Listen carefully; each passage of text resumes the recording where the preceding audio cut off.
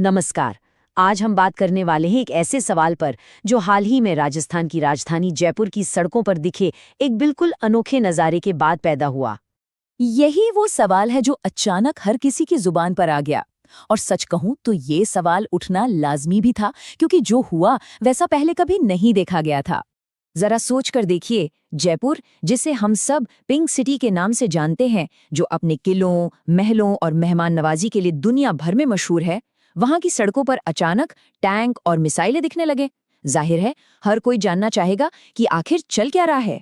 तो चलिए आज इसी की परतें खोलते हैं। तो सबसे पहले ये समझते हैं कि ये सब हुआ कहाँ। इस विशाल आयोजन के लिए जयपुर को चुना गया, और ये महज कोई इत्तेफाक नहीं था। राजस्थान को हमेशा से ही रणबांकुरों और योद्धाओं की धरती माना जाता रहा है, और इस जगह को चुनने के पीछे भी एक बहुत गहरा सांकेतिक मतलब छिपा हुआ था।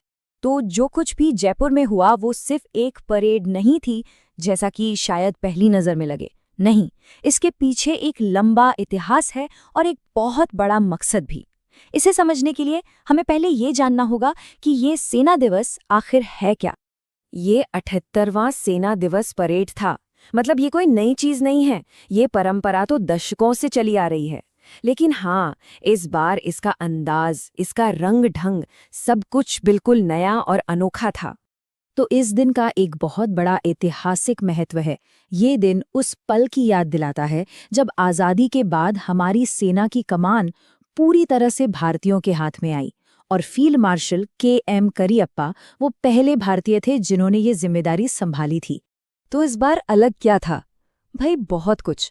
सबसे बड़ी बात तो ये थी कि परेड पहली बार किसी आर्मी एरिया से बाहर आम जनता के बीच एक सार्वजनिक सड़क पर हुई। इसका मकसद बिल्कुल साफ था, सेना को सीधे लोगों से जोड़ना, और वो भी एक ऐसे राज्य में जो पाकिस्तान के साथ एक लंबी सीमा साझा करता है।